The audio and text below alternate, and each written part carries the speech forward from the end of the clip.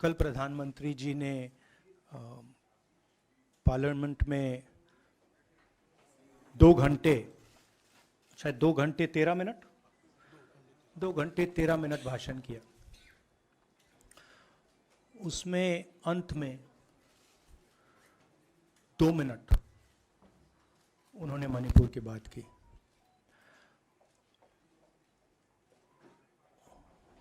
मणिपुर में महीनों से आग लगी हुई है,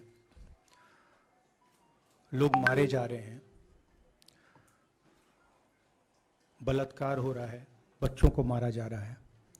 और अगर आपने देखा होगा कल, तो प्रधानमंत्री हंस हंस के बोल रहे थे, मुस्कुरा रहे थे, जोक्स क्रैक कर रहे थे, हंस रहे थे। ये उनको शोभा नहीं देता है। हिंदुस्तान का प्रधानमंत्री, अगर इस देश में हिंसा हो रही है, दर्द हो रहा है, हिंदुस्तान के प्रधानमंत्री को 2 घंटे मजाक नहीं उड़ाना चाहिए। विषय कांग्रेस नहीं था, विषय मैं नहीं था, विषय मणिपुर है। मणिपुर में क्या हो रहा है और उसको एकदम क्यों नहीं रोका जा रहा है, ये विषय है।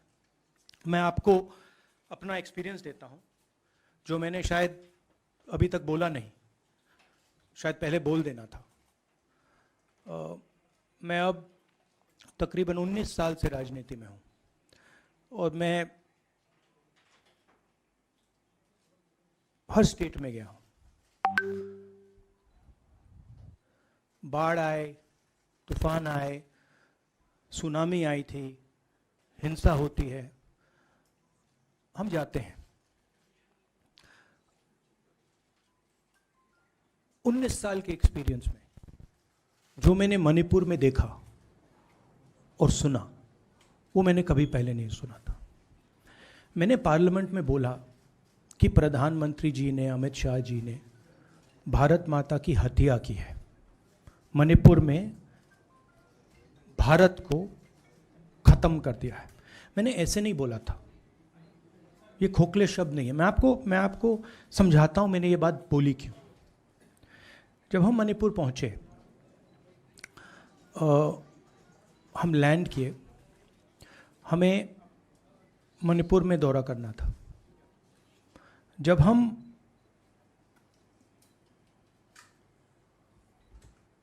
मेते एरिया में गए, हमें साफ कहा गया था कि अगर आपकी सिक्योरिटी डिटेल में कोई भी कुकी होगा, उसको आप यहां मत लाइए क्योंकि हम उसको मार देंगे। और जब हम कुकी के एरिया में गए, हमें कहा गया अगर कोई मेते आपकी सिक्योरिटी डिटेल में होगा, उसको आप मत लाइए, उसको हम गोली मार देंगे। हम जब गए, हमें मेतेज को परे करना पड़ा, हमें कुकीज को परे करना पड़ा। मतलब एक स्टेट नहीं है, आज 2 स्टेट है। स्टेट की हत्या कर दी गई है और उसको चीर दिया गया है। इसलिए मैंने बोला हिंदुस्तान की हत्या मणिपुर में बीजेपी ने कर दी है। और जब मैंने कल प्रधानमंत्री को देखा हंसते हुए, मजाक उड़ाते हुए, मैं समझ नहीं पा रहा था कि हिंदुस्तान का प्रधानमंत्री इस प्रकार से कैसे बोल सकता है। प्रधानमंत्री को यह पता नहीं लग रहा है कि हमारे देश में क्या हो रहा है। छोड़िए, नहीं जाना चाहते हैं, उसके भी कारण हैं, शायद मैं बता नहीं सकता हूं आपको, उसके कारण हैं। मगर अगर जा नहीं सकते हैं तो मणिपुर के बारे में बोले तो। हिंदुस्तान की आर्मी, आप सब जानते हो, सेना को आप जानते हो, जो मणिपुर में हो रहा है, हिंदुस्तान की सेना उसको 2 दिन में रोक सकती है, 3 दिन नहीं लगेंगे।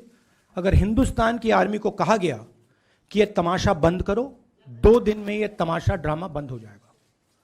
प्रधानमंत्री मणिपुर को जलाना चाहते हैं, आग बुझाना नहीं चाहते हैं। यह है सच्चाई। अब आप अपने सवाल पूछिए. Would you like me to say it in English? Huh? I watched the Prime Minister of India yesterday speaking for 2 hours, laughing, joking, लगाएंगे naras in the parliament. The Prime Minister would say one line and the entire BJP would shout another nara. You know, the Prime Minister seems to have forgotten that the state of Manipur is on fire and has been on fire for 4 months. Women and children are dying over there. People are being murdered. Women are being molested, are being raped. And the Prime Minister of India is sitting in the middle of the parliament, shamelessly laughing. This is not about Rahul Gandhi. This is not about the Congress party. This is not about the opposition. This is about India. It's about our country. A state has been decimated. It has been destroyed. It does not exist anymore. And it has happened because of the politics of the BJP. Divide and rule and burn. That is why in my speech I said, Bharat Mata has been murdered in Manipur. It's very interesting. For the first time, the words Bharat Mata have been expunged from the parliament. It's an insult to those words. Whatever I said that is wrong. I have said Bharat Mata, which is an idea, which is the idea of India, where everybody lives peacefully, harmoniously, with affection, has been killed in Manipur. It's a fact. So, the word itself now cannot be spoken by the people of India. We cannot say Bharat Mata in parliament.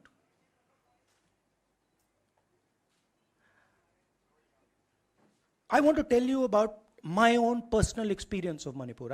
I've spoken to you about, I spoke in parliament about the women I met, the pain I heard, but I want to tell you why I said India has been murdered in Manipur.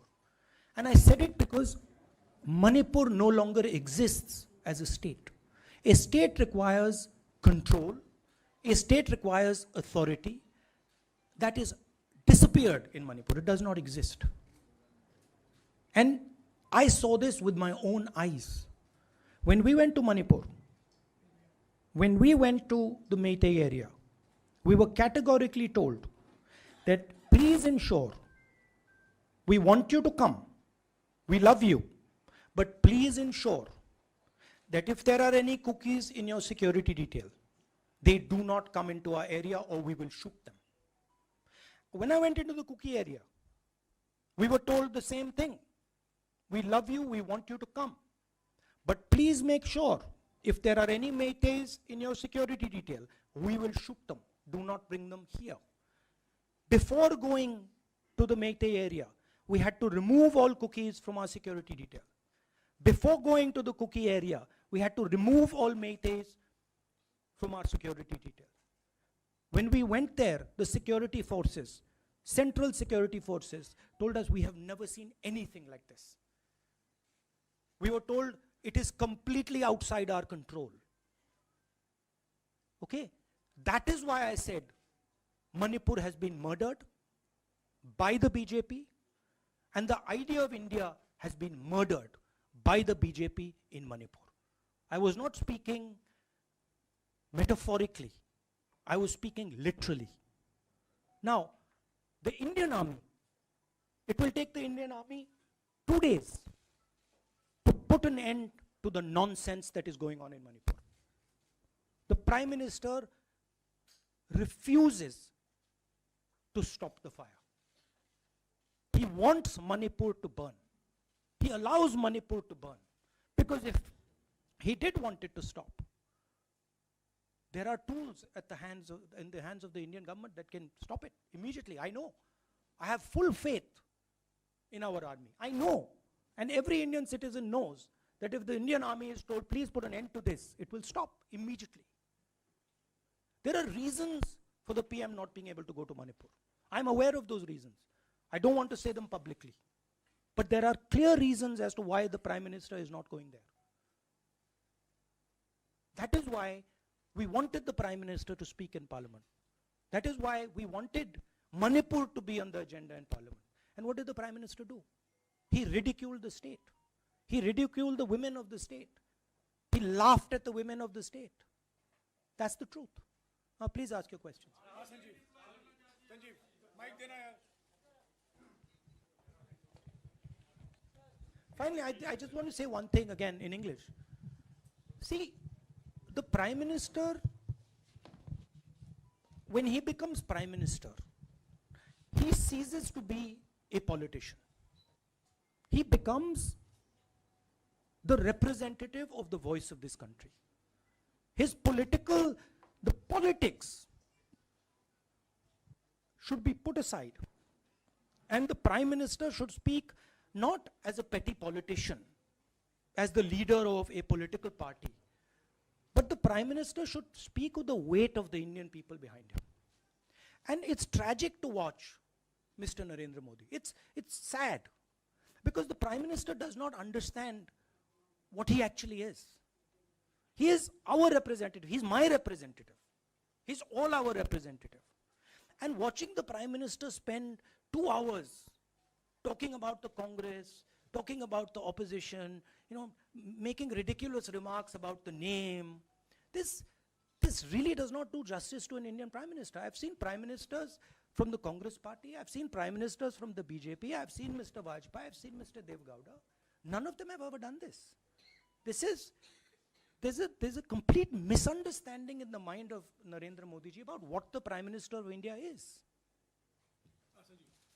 Rahul ji, you wanted the Prime Minister to speak in Parliament, and now that he's spoken, and you've said that he wants Manipur to continue to burn. So what is the Congress Party's next step to retrieve Manipur and save it? The only conclusion I can draw, because the Prime Minister has tools in his hand that can stamp out the fire in Manipur certainly within 3 or 4 days. But for some reason he's refusing to use those tools. Right? The Prime Minister could at least go to Manipur, talk to the communities, and say, I'm your Prime Minister. Let's start talking. It will be taken seriously. So I don't see any intention.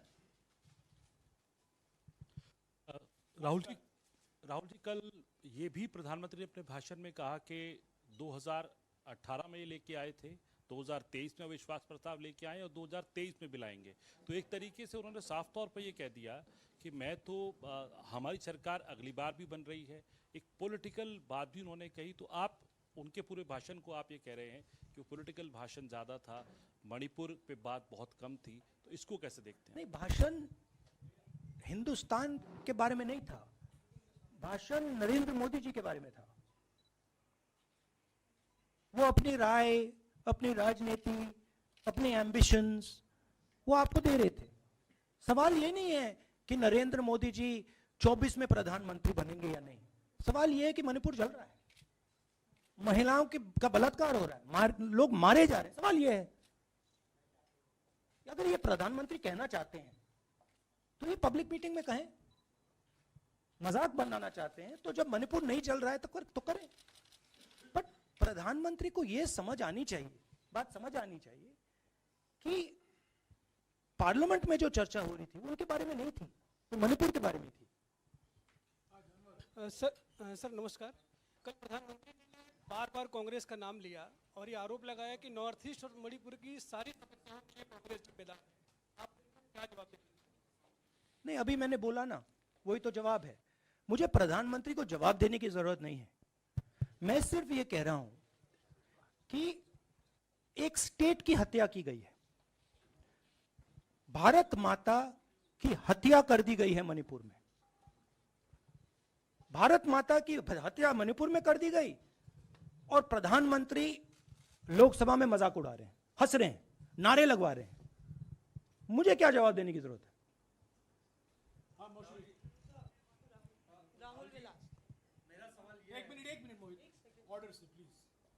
Mr. Gandhi, you waxed eloquent.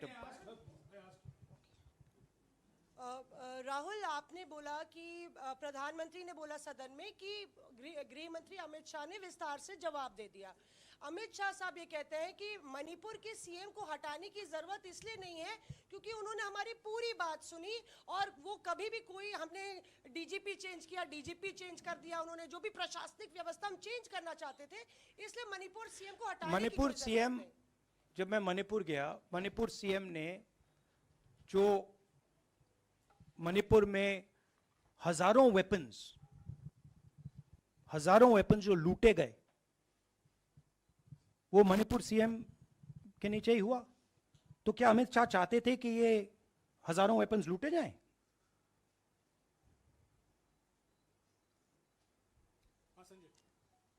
Rahul ji, जो हिंसा चल रही है, क्या अमित शाह चाहते हैं कि हिंसा चलती जाए? चीफ मिनिस्टर उसको रोक नहीं पा रहा है। अमित शाह जी कह रहे हैं कि भैया वो हमारी बात मान रहा है, तो क्या आप चाहते हैं कि मणिपुर चलता जाए?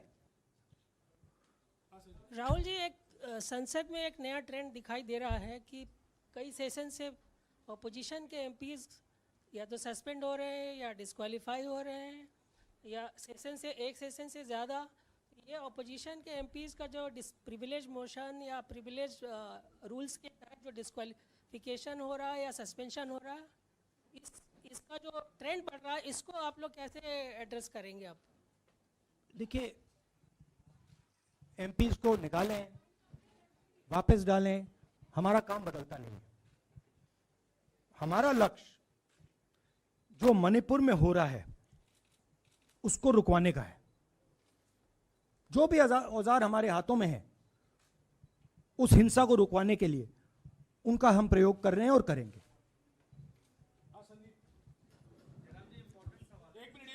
Yeah, Mr. Gandhi, you talked about using the army, deploying the army to control violence. You spoke that in Parliament.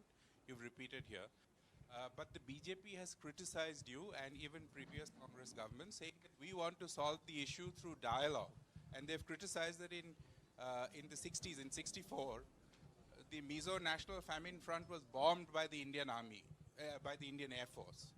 So they said that, you know, they do not believe I have never heard in my entire career, I have never been told anywhere I have been in India that if you take this person as a security officer with you, we will put a bullet in his head. I have never heard it. And I heard it twice in Manipur. That means there is no dialogue in Manipur. There is pure violence taking place in Manipur. The first step is to stop the violence, put an end to it. I point out the army, but what I mean is that the Prime Minister has multiple instruments in his hands. He's not using them. It's been burning for 4 months. He's doing nothing and he's laughing. I'm amazed people can't see this. That he's sitting in Parliament and laughing. Jairam ji, Last question.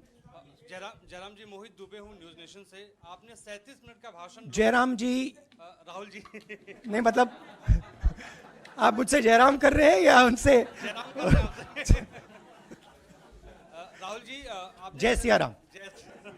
Rahul ji, आपने 37 minute का भाषण लोकसभा के भीतर दिया और 37 minute में सिर्फ आपको करीब 14 मिनट ही दिखाया गया, बाकी आपके चेहरे पे कैमरा नहीं था और आप मणिपुर गए, मैक्सिमम टाइम आपने मणिपुर के ऊपर बोला। इस परंपरा को आप किस तरीके से देखते हैं?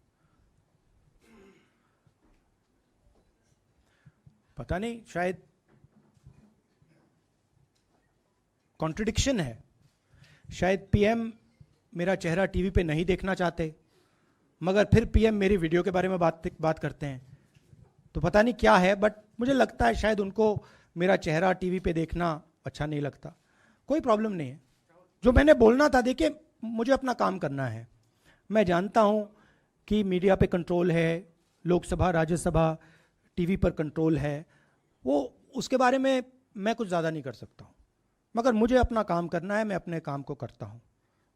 जहाँ भी भारत माता पर आक्रमण होगा वहाँ मैं आपको खड़ा मिलूंगा, भारत माता की रक्षा करते हुए मिलूंगा।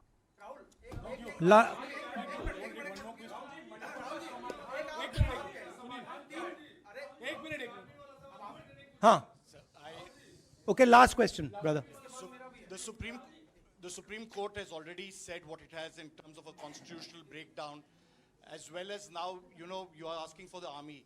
Do you believe that Article 356 is the only way out? Or I'm not asking for anything. Please don't misunderstand. It is not my place to decide which tool the Prime Minister can use, which instrument he should use. I am pointing out that there are multiple instruments that the Prime Minister has at his disposal, and he is not using a single one. I'm pointing out that Manipur has been burning now for 4 months, and the Prime Minister is in a very good mood. He's sitting in Parliament, he's laughing, he's joking, his entire cabinet is in giggles. This to me seems completely insane. This has got to stop. India is burning in Manipur. The idea of India has been destroyed in Manipur. Let's rebuild it quickly. Thank you.